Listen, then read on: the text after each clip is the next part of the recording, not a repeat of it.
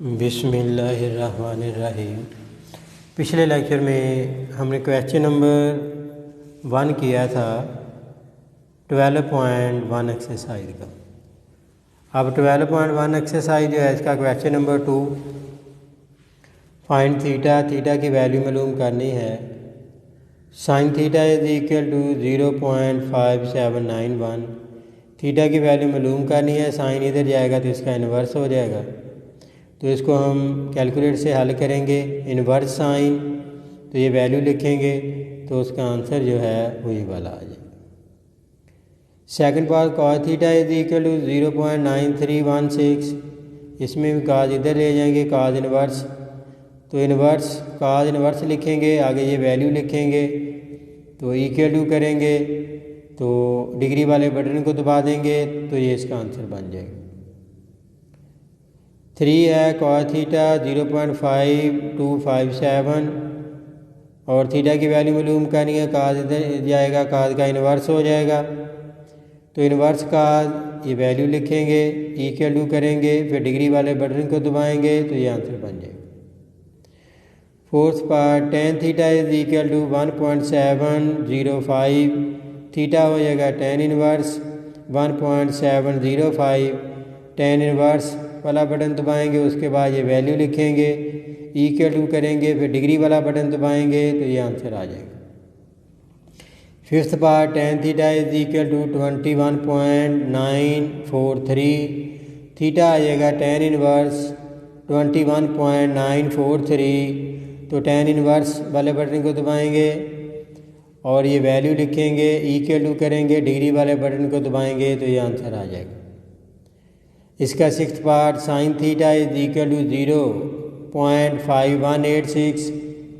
Theta आ जाएगा sine inverse ये वाली वैल्यू, इन्वर्स साइन करेंगे, ये वैल्यू लिखेंगे, इक्वल टू करेंगे, डिग्री वाला बटन दबाएंगे तो ये आंसर आ जाएगा।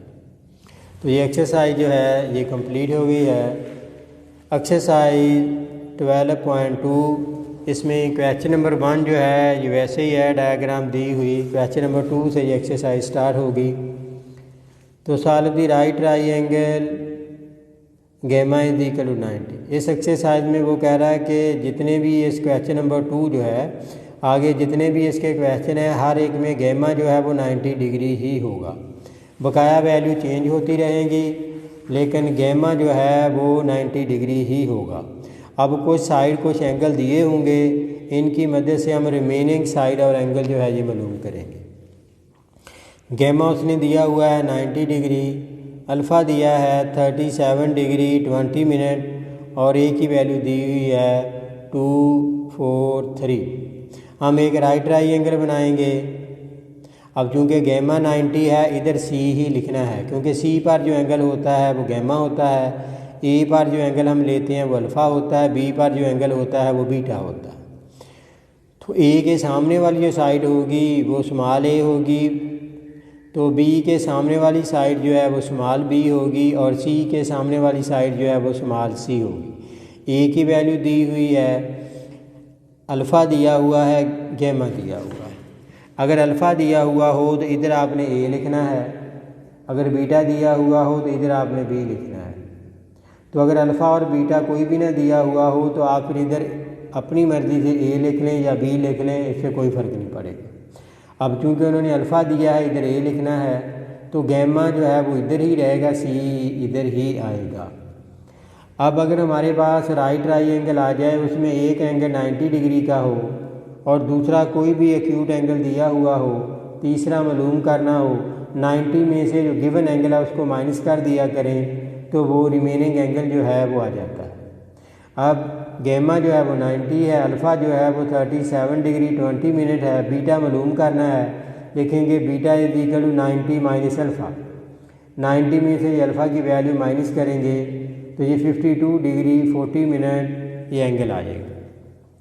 अब इसके तीनों एंगल जो है ये तो कंप्लीट हैं। अब इसकी एक साइड दी हुई है, दो साइड जो है ये मालूम करनी। अब आपने ऐसी दो साइड की रेशो लेनी है जिनमें एक गिवन हो, मतलब गिवन है ए। अब आप बी भी ले सकते हैं ए के साथ रेशो में और सी भी ले सकते हैं, ये आपकी अपनी मर्ज़ी।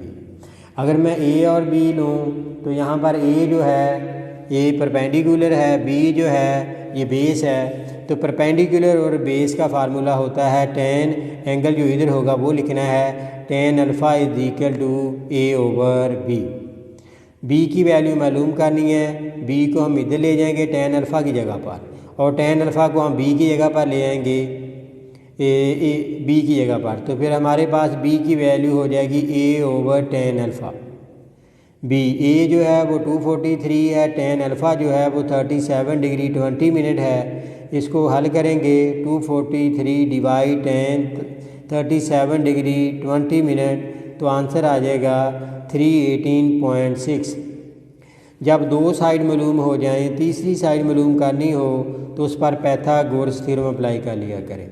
पाइथागोरस थ्योरम क्या होता है, C square is equal to A square plus B square, square root करेंगे तो सी आ जाएगा A square plus B square. A की वैल्यू लिखें जो गिवन है, बी की वैल्यू लिखें जो अभी मालूम की है, इनका सम आप स्क्वायर करेंगे फिर उसका स्क्वायर रूट करेंगे तो सी की वैल्यू जो है ये 400.7 आ जाएगी।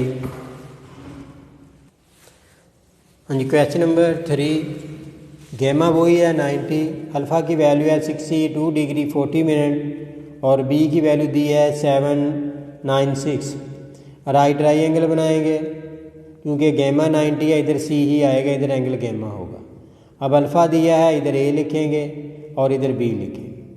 ए के सामने वाली साइड जो होगी वो स्मॉल ए, बी के सामने स्मॉल बी, सी के सामने स्मॉल सी। बी की वैल्यू दी है 796। अगर एक एंगल 90 डिग्री का हो, एक कोई और दिया एक्यूट एंगल दिया हुआ हो, तीसरा मालूम करना हो तो 90 में से इसको माइनस कर लिया करें। बीटा मालूम करना है 90 minus alpha, 90 minus alpha, alpha की ये वैल्यू है 62 डिग्री 40 मिनट, सब्ट्रैक्ट करेंगे बीटा आ जाएगा 27 डिग्री 20 मिनट। अब एंगल जो है ये बीटा जो है ये मालूम हो गया है, अल्फ़ा दिया हुआ था, गैमा दिया हुआ था। अब हमने साइड मालूम करनी है, एक वो साइड लें जो गिवन है, एक वो लें जो मालूम करनी है। इन दो को ले लें या इन दो को भी ले सकते हैं। अगर इन दो को लेंगे तो ये परपेंडिकुलर होता है, ये बेस, परपेंडिकुलर और बेस ये टेन का फार्मूला होता है। टेन अल्फ़ा आ जाएगा ए ओवर बी, ए मालूम करना है, बी इधर जाकर मल्टीप्लाई हो जाएगा, ए की वैल्यू आ जाएगी बी टेन अल्फ़ा, ए आ गया, बी इसमें जो है वो है 796, टेन अल्फ़ा जो है इसकी वैल्यू हमारे पास 62 डिग्री 40 मिनट है। इसको हल करेंगे तो 1540 जो है ये आ जाएगी ए की वैल्यू। अब जब दो साइड मालूम हो जाए, तीसरी मालूम करनी हो तो पाइथागोरस थ्योरम जो है वो अप्लाई कर लें। वो होता है A square plus B square is equal to C square, square root करेंगे, सी की वैल्यू आ जाएगी square root A square plus B square.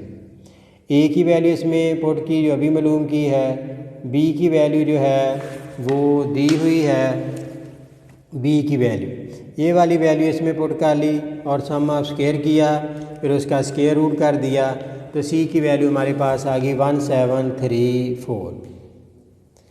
Question number 4 है, गेमा जो है ये 90 है, ए जो है ये 3.28 और बी है 5.74। अब एंगल दिया है गेमा, तो इधर सी ही आएगा गेमा। अब देखें इसमें ना अल्फ़ा दिया है ना बीटा दिया है, तो अब आपकी अपनी मर्ज़ी है, इधर ए लिख लें या बी लिख लें। चले ए लिख लें, ये ए लिख लें, ये बी लिख लें। तो ए के सामने वाली साइड स्मॉल है, उसकी वैल्यू दी है, बी के सामने वाली साइड स्मॉल बी, उसकी वैल्यू भी दी है, और सी के अपोजिट जो साइड आएगी उसको सी का नाम दें। अब दो साइड मालूम है, तीसरी मालूम करनी है, तो पहले आप तीसरी मालूम कर लें। By Pythagoras theorem C square is equal to A square plus B square, C आ जाएगा, स्क्वायर रूट कर लेंगे, ए की वैल्यू लिखेंगे 3.28, इसका स्क्वायर प्लस बी की वैल्यू लिखेंगे 5.74, इसका स्क्वायर फिर इसका स्क्वायर रूट।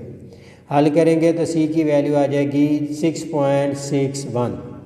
तीनों साइड तो कंप्लीट हो गई हैं। अब दो एंगल जो हैं ये रह गए हैं। पहले अल्फ़ा मालूम कर लें, उन दो साइड को ले लें जो गिवन है। ये गिवन है ए और बी, ए परपेंडिकुलर है, बी बेस है, तो परपेंडिकुलर और बेस टेन का फार्मूला होता है। तो ये टेन अल्फ़ा आ जाएगा ए ओवर बी, और अल्फ़ा आ जाएगा tan inverse a over b, a की वैल्यू लिख ली और b की वैल्यू लिख ली। इसका tan इनवर्स मालूम किया तो अल्फ़ा की वैल्यू आ गई 29 डिग्री 45 मिनट, ये अल्फ़ा मालूम हो गया। तो ये हमने ऊपर भी पढ़ा है कि अगर एक एंगल 90 का आ जाए, दूसरा एक्यूट एंगल मालूम हो जाए, तीसरा हम मालूम कर सकते हैं beta is equal to 90 minus alpha. ये 90 आ गया, अल्फ़ा की वैल्यू जो मालूम की थी वो इसमें पुट कर ली। अब इसको सब्ट्रैक्ट करेंगे तो हमारे पास बीटा जो है वो आ जाएगा 60 डिग्री 15 मिनट। क्वेश्चन नंबर 5, इसमें गेमा दिया है 90, बी और सी की वैल्यू दी है। जैसे इसमें ए और बी की दी थी, इसमें बी और सी की वैल्यू दी है। तो इधर सी लेंगे, इधर एंगल गेमा होगा। अब इसमें भी अल्फ़ा या बीटा नहीं दिया, इधर ए लिख लें या बी लिख लें, इससे कोई फ़र्क नहीं पड़ेगा। चलिए इधर ए इधर बी लिख लें। ए के सामने वाली साइड स्मॉल ए, बी के सामने स्मॉल बी, सी के सामने स्मॉल सी। तो इसमें बी और सी जो है ये दिया हुआ है। अगर दो साइड गिवन हों तो तीसरी हम मालूम कर सकते हैं पाइथागोरस थ्योरम अप्लाई करके। ए स्क्वायर प्लस बी स्क्वायर जो है ये सी स्क्वायर आएगा, तो बी स्क्वायर इधर चला जाएगा, माइनस हो जाएगा। जब स्क्वायर रूट करेंगे तो ए की वैल्यू आ जाएगी C square minus B square. C की वैल्यू लिखी 96.2 इसका स्क्वायर माइनस, तो इसमें बी की वैल्यू लिखी 68.4 इसका स्क्वायर, तो इसका स्क्वायर करके माइनस करेंगे, फिर स्क्वायर रूट करेंगे तो ये आएगा 67.65। ये ए की वैल्यू आ गई। तीनों साइड जो हैं ये तो कंप्लीट हो गई हैं। अब हमने एंगल मालूम करने हैं। अब वो दो साइड हैं जो गिवन हैं, ये दो गिवन थी। अब ये बेस है, ये हाइपोटेन्यूज है। बेस ओवर हाइपोटेन्यूज होता है कॉज, तो ये आएगा cos alpha is equal to B over A. तो दिस इम्प्लाइज अल्फ़ा आएगा कॉज इनवर्स, बी की वैल्यू लिखी, ए की वैल्यू लिखी, कैलकुलेट से हल कर लिया तो अल्फ़ा की वैल्यू आ गई 44 डिग्री 41 मिनट। अगर एक एंगल 90 डिग्री का एक एक्यूट एंगल आ जाए, तीसरा मालूम करना हो तो 90 में से इसको माइनस कर लिया करें, तो बीटा आएगा 90 माइनस अल्फ़ा। 90 माइनस अल्फ़ा की वैल्यू ये मालूम की हुई है, इसको सब्ट्रैक्ट करेंगे तो बीटा की वैल्यू जो है ये आ जाएगी 45 डिग्री 19 मिनट। क्वेश्चन नंबर 6, गेमा है 90, ए दिया है 5429, सी दिया है 6294। तो इसकी राइट ट्रायंगल बनाएंगे तो सी पर एंगल जो है वो गेमा होगा, सी इधर ही लिखना है। इसमें अल्फ़ा बीटा नहीं दिया, जिधर मर्जी ए और बी लिख लें, जिधर इधर ए लिख लें इधर बी लिख लें। ए के अपोजिट साइड जो होगी वो स्मॉल ए, सी के अपोजिट साइड जो है वो स्मॉल सी, बी के अपोजिट साइड जो है वो स्मॉल बी होगा। इसमें ए और सी दिया है। अगर दो साइड दी हुई हो, तीसरी मालूम करनी हो by Pythagoras theorem. A square plus B square is equal to C square, जहाँ से बी की वैल्यू आ जाएगी C square minus A square उसका स्क्वायर रूट। सी की वैल्यू लिखी इसका स्क्वायर माइनस ए की लिखी उसका स्क्वायर, फिर स्क्वायर रूट किया तो बी की वैल्यू आ जाएगी 3184। अब एंगल मालूम करना है, दो जो साइड दी हुई हैं वो दोनों ले लें। एक ए दिया एक सी दिया। ए है यहाँ पर परपेंडिकुलर, सी है hypotenuse. Perpendicular over hypotenuse formula होता है साइन अल्फ़ा का, तो साइन अल्फ़ा आ जाएगा ए ओवर सी। तो अल्फ़ा की वैल्यू हो जाएगी साइन इनवर्स, तो 5429 ओवर 6294। तो कैलकुलेट से इसको हल करेंगे तो अल्फ़ा की वैल्यू आ जाएगी 59 डिग्री 36 मिनट। अब अल्फ़ा मालूम हो गया है, ये वाला एंगल गेमा है, बीटा मालूम करना है। उसका फार्मूला होता है beta is equal to 90 minus alpha. 90 alpha की वैल्यू लिखेंगे ये वाली, इसको सब्ट्रैक्ट करेंगे तो हमारे पास बीटा आ जाएगा 30 डिग्री 24 मिनट। क्वेश्चन नंबर 7, गेमा दिया हुआ है 90 और बीटा जो है ये दिया है 50 डिग्री 10 मिनट और सी इसमें है 0.832। अब देखें राइट ट्रायंगल बनाएंगे। इधर एंगल जो लिखेंगे गेमा, तो गेमा जो है वो सी पर ही होगा, इधर एंगल जो है ये गेमा होगा। तो अब इसमें देखें कि साथ उसने दूसरा एंगल जो है वो बीटा दिया है, तो इधर हम बी लिखेंगे। अगर अल्फ़ा दिया होगा तो इधर ए लिखेंगे, अगर अल्फ़ा बीटा में से कोई भी नहीं दिया फिर जिधर मर्जी ए जिधर मर्जी बी लिखेंगे। अब इधर बी लिखेंगे, इधर ए लिखेंगे, तो बी के अपोजिट साइड जो है वो स्मॉल बी होगी, ए के अपोजिट साइड जो है वो स्मॉल ए, सी के अपोजिट साइड जो है वो स्मॉल सी होगी, लेकिन सी की वैल्यू दी है। अगर एक एंगल 90 का आ जाए और दूसरा एक्यूट एंगल आ जाए, तीसरा मालूम करना हो तो 90 माइनस गिवन एंगल जो है वो लिख लिया करें। अल्फ़ा मालूम करना है, 90 माइनस बीटा कर लेंगे, 90 माइनस बीटा की वैल्यू इसमें पुट कर देंगे, सबट्रैक्ट करेंगे तो अल्फ़ा की वैल्यू आ जाएगी 39 डिग्री 50 मिनट। अब एक साइड आपने वो लेनी है जो गिवन है और एक वो लेनी है जो मालूम करनी है। अब मालूम तो ये दोनों करनी है, ये भी करनी है, ये भी करनी है। आप इन दो का रिलेशन ले लें या इन दो का ले लें, या आपकी अपनी मर्जी है।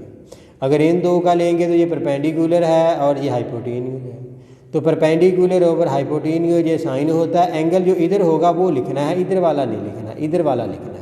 इधर बीटा है तो ये साइन बीटा जो है ये बी ओवर सी हो जाएगा। बी की वैल्यू मालूम करनी है, सी इधर जाकर मल्टीप्लाई हो जाएगा, तो बी आएगा सी साइन बीटा। सी की वैल्यू लिखी, साइन बीटा की वैल्यू गिवन है ये वाली लिखी, इसको हल किया तो बी की वैल्यू जो है 0.638 आ गई। जब दो साइड मालूम हो जाएं, तीसरी मालूम करनी हो तो फिर पैथागोरस थ्योरम अप्लाई करेंगे by Pythagoras theorem. A square plus B square is equal to C square. A का फार्मूला बन जाएगा square root C square minus B square. C की वैल्यू लिखी उसका स्क्वायर माइनस बी की वैल्यू लिखी उसका स्क्वायर, फिर उसका स्क्वायर रूट, तो हमारे पास ए की वैल्यू जो है वो आ जाएगी 0.533। तो ये एक्सरसाइज जो है ये कंप्लीट हो गई। हाँ जी, अगली एक्सरसाइज के लिए डेफिनेशन जो है, दो एंगल है उनकी डेफिनेशन है, define angle of elevation and angle of depression. Angle of elevation क्या होता है, इसकी डेफिनेशन देखें। An angle between the horizontal line and the line of site when an object is above the horizontal line is called the angle of elevation. वो कह रहा है कि एंगल ऑफ एलिवेशन जो है ये हॉरिजॉन्टल लाइन के साथ बनता है, तो लेकिन होगा क्या, अबव दी हॉरिजॉन्टल लाइन, लेकिन हॉरिजॉन्टल लाइन के जो है ये ऊपर होगा। अगर इसमें ये देखें कि ये एक हॉरिजॉन्टल लाइन है, इधर से अगर हम ऊपर की तरफ किसी चीज़ को देखें तो इधर जो एंगल बनेगा इसको हम कहेंगे कि ये एंगल ऑफ एलिवेशन है। जिस तरह से आप यूँ कह लें कि ये वाला बच्चा जो है ये एरोप्लेन को देख रहा है, इसका मतलब ये होगा कि एरोप्लेन जो है उससे ऊपर होगा। तो जब एरोप्लेन ऊपर होगा, ये उसकी जो आई है इसके सामने वाली लाइन जो है ये हॉरिजॉन्टल है, इस तरह से वो इस एरोप्लेन को देख रहा है, तो इधर एंगल जो बनेगा इसको हम कहेंगे एंगल ऑफ एलिवेशन। या आप यूँ कह लें कि अगर हम इस तरह से सेन में खड़े होकर ऊपर छत की तरफ देखना शुरू कर दें तो ऊपर की तरफ देखेंगे तो एंगल ऑफ एलिवेशन बनेगा। या हम इधर बैठकर किसी ऊपर दरख्त की तरफ, दरख्त के हेड को देखना शुरू कर दें, ऊपर की तरफ देखना शुरू कर दें, तो वो एंगल जो बनेगा उसको हम कहेंगे कि ये एंगल ऑफ एलिवेशन है। यानी हॉरिजॉन्टल लाइन के जो ऊपर एंगल बनेगा उसको हम कहेंगे angle of elevation. Angle of depression, an angle between the horizontal line and the line of site when an object is below the horizontal line is called the angle of depression. अगर हम horizontal line, ये अगर हम horizontal line ले लें, इसके नीचे की तरफ देखेंगे, हॉरिजॉन्टल लाइन के अगर हम नीचे की तरफ देखेंगे तो वहाँ पर जो एंगल बनेगा उसको हम एंगल ऑफ डिप्रेशन कहेंगे। जिस तरह से ये बिल्ली जो है इस चूहे को देख रही है तो ऊपर से नीचे की तरफ देख रही है, तो एंगल जो बनेगा ये एंगल ऑफ डिप्रेशन होगा। या आप ऐसे कह लें कि कोई आदमी छत पर है, वो ऊपर से नीचे सहन की तरफ देखे तो जो एंगल बनेगा वो एंगल ऑफ एलिवेशन है। या एरोप्लेन में कोई आदमी बैठा है और वो एरोप्लेन से नीचे ज़मीन पर जो है किसी चीज़ को देखता है, तो वहाँ पर जो एंगल बनेगा वो एंगल ऑफ डिप्रेशन होगा। इसका मतलब एंगल ऑफ एलिवेशन क्या हुआ, जो हम हॉरिजॉन्टल लाइन से ऊपर देखते हैं वो एंगल ऑफ एलिवेशन होता है, और जो हम हॉरिजॉन्टल लाइन से नीचे की तरफ देखेंगे तो वो एंगल ऑफ डिप्रेशन होगा।